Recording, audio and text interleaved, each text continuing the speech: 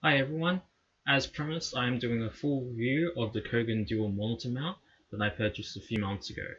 If you haven't already subscribed, do consider subscribing for more content like this. So in this video, I'll be focusing on the following areas: price, function, design, ease of use, ease of setup, and then I'll have a final verdict, and then also a comparison to other similar models.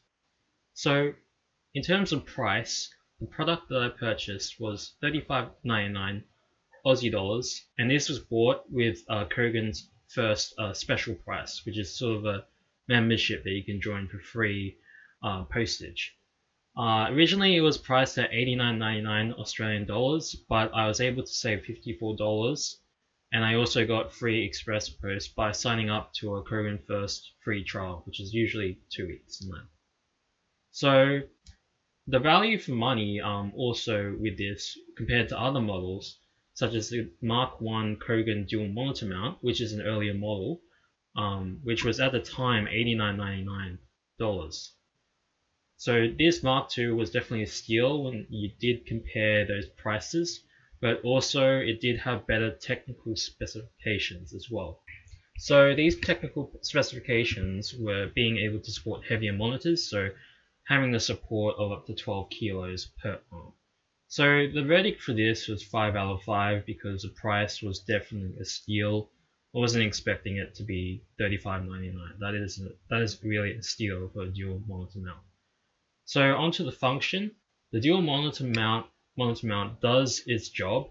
The monitor mount has definitely freed up a lot of desk space for me, and it's really made things more functional in terms of being able to move the monitors to my preferred viewing position, and that has definitely helped. And even being able to have one monitor 1 in a horizontal position and then a monitor 2 in a vertical position.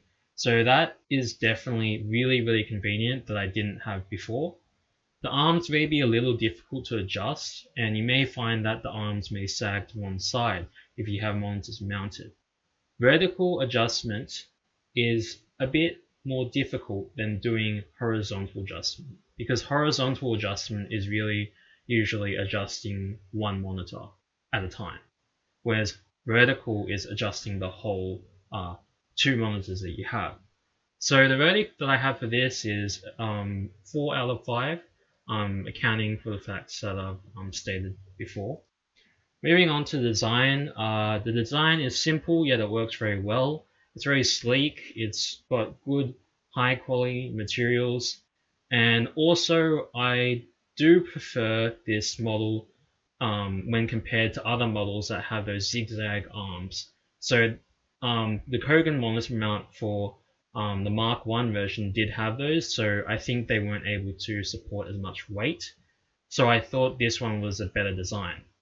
It also makes it much easier to adjust to the position you need, as the alignment is already fixed.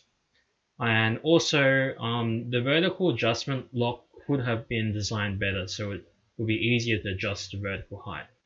That especially is the case if you're not that strong and all your monitors are quite heavy or quite bulky. So the verdict for that is 3 out of 5. Moving on to ease of use. The arms are easy to operate. I usually undo one of the locks to adjust the horizontal axis position. Although with bigger, heavier monitors, care needs to be taken so that when you're adjusting them, that they don't sag suddenly.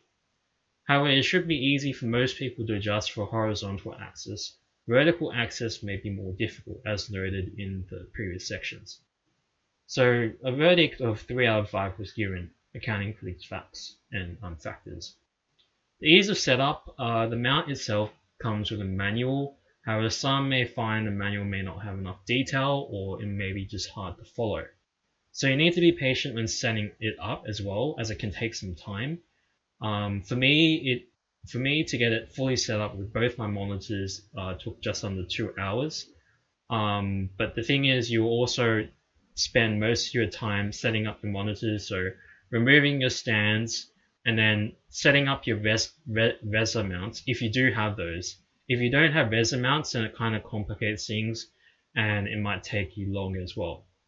Another thing is that mounting it to the table is something that will take more time. Preferably, you want to have another person with you to do that because it makes it much easier to mount the mounts there, so they can be under the table and you can be over the table to have a look at the positioning. And then from there, you should be able to mount your monitors from there. So the experience of setting up was quite intuitive, even for one person, being me setting it up. So that was definitely something that was pretty good. So the verdict was 3 out of 5. So we've come to the final verdict or overall rating. So my overall score is 18 out of 25 or 72%. So that's taking into account all those factors, and I think that's pretty good and pretty fair. And I've also accounted for the fact that I might have a bias in terms of being able to get this product at $35.99, which is definitely under its retail price. We've come to the section of comparison with other similar models. So Kogan currently, as of 23rd of July 2020, does have the Kogan articulating dual monitor mount in black color, in Anzio style, I think. And the price as of current in 23rd of July 2020 is 169.99 Aussie dollars plus free shipping. But as of course, like with my product when I bought it, there is sometimes an offer by Kogan First, where you can buy it, in this case for 119.99 Aussie dollars plus free express shipping. So you're saving $50, and then you're also getting upgraded to free express shipping. So with this one, it's an articulating mount. So it's got those zigzag arms, which I don't usually prefer because I think they're just really quirky design. And looking at it, there's a 10 kilo weight capacity on each arm for it. But yeah, I don't know. And the price is definitely a lot more than what I paid for mine. Moving on, we've got the Kogan full motion gas spring dual monitor mount. Now this uses a gas spring and it looks pretty high quality. I think it may be a double gas spring. I may be mistaken, it might just be a single one because looking at the price, it's $79.99 Aussie dollars plus delivery costs. And then if you have Kogan First, you get free shipping. So with these gas spring ones, they're usually higher quality and they're usually more expensive than your standard post mount or or multi-monitor mount normal economical mounts, because they have a lot more moving parts, and they also have some I guess features that might be, I guess, useful to certain people. They might be stylish. They also might have be very intuitive to and easy to operate as well. So some other models I looked at outside of Kogan branded ones are the Brateck Lumi, and this is pretty expensive. It's $181.46. It is I think a gas spring design. I'm not sure if it's single or double, but yeah, it does come with free shipping, and that is one option that you can go for. The next one is the Artiss Dual Monitor desk mount, and this one is $90.95 and free shipping. Not free shipping, so you got delivery. So yeah, I thought to have a look at these ones because the Brateck is more in a higher price range, and the Artiss is more of an articulating monitor mount. So it's, to be fair, they're different categories, so you sort of need to factor that in. But when you do go selecting a monitor mount, just be mindful of the type of setup they have. So you also have to consider the type of monitor mounts that you want to go with. So there might be spring mounts, post mounts, wall mounts, rail mounts, laptop mounts.